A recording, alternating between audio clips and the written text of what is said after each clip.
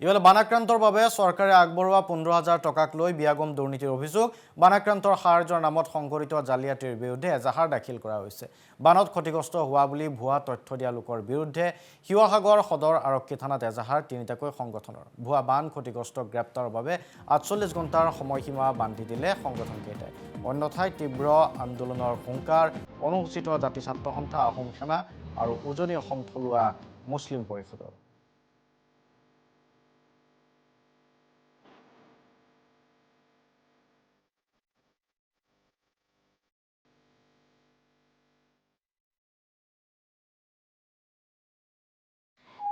আচ্ছা, সমগ্ৰ অসমত দুখনকৈ জিলা, বিশেষকৈ শিৱসাগৰ আৰু চৰাইদেউ ইতিমধ্যে বানপানীৰ কবলত পৰি এক প্ৰকাৰে তছনছ হৈ গ'ল। মানুহৰ জীৱন সম্পত্তি সম্পূৰ্ণৰূপে ধ্বংস হৈ গ'ল। মানুহে হেৰাবলগীয়া বহুত বিশেষ একো নাই আৰু সমস্তখিনি হেৰুৱাই পেলালে। আৰু তাৰ পাছতো এইসকল লোকৰ যি প্ৰাপ্য অধিকাৰ, এই প্ৰাপ্য অধিকাৰৰ ওপৰত মাধ মাৰ মাৰি এচাম মানুহে, এচাম মধ্যভোগী দালালে আচলতে তেওঁলোকৰ প্ৰাপ্য অধিকাৰসমূহৰ পৰা বঞ্চিত কৰি ৰাখিছে। আপোনালোকে লক্ষ্য কৰিব যে চৰকাৰে যেনেদৰে ঘোষণা কৰে তেনেদৰে সাহায্যবিলাক আহি এই মানুহবিলাকৰ হাতত নপৰে। আমি এইটোও ক'ব খুজিছো যে চৰকাৰে ঘোষণা কৰা যিসমূহ আচলতে সাহায্য, এই মানুহবিলাকৰ কাৰণে যথেষ্ট নহয়। তেওঁলোকক কিঞ্চিত মানৰ অভাৱ পূৰণ কৰিব নোৱাৰে।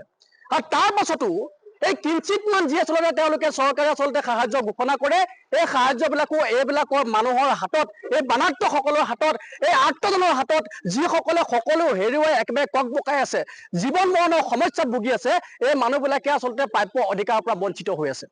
আৰু ইয়াৰ একমাত্ৰ কাৰণ আমি বিচাৰি লৈছো এচাম মধ্যভোগী দালাল। আৰু এই মধ্যভোগী দালালসমূহক আমি আচলতে ইতিমধ্যে চিনাক্তকৰণ কৰি উলিয়াইছো।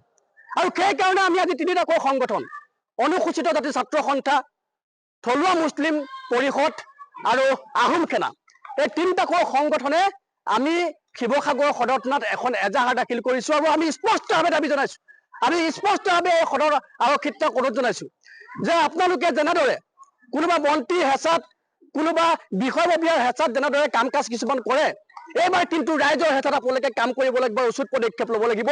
আৰু যিসকলে এই মধ্যভোগী দালালসকলে যে আমাৰ এই যি আচলতে অসমীয়া মানুহৰ তেজ শুহি খাইছে, এইসকলৰ বিৰুদ্ধে উচিত তদন্ত কৰি তেওঁলোকক জেল হাজতলৈ প্ৰেৰণ কৰাৰ লগতে তেওঁলোকে যাতে চৰম শাস্তি পায় তাৰ কাৰণে ব্যৱস্থা গ্ৰহণ কৰিব লাগিব। অন্যথা সমগ্ৰ অসমত ইয়াৰ ভয়ংকৰ প্ৰতিবাদ হ'ব, সেই কথাটো স্পষ্ট।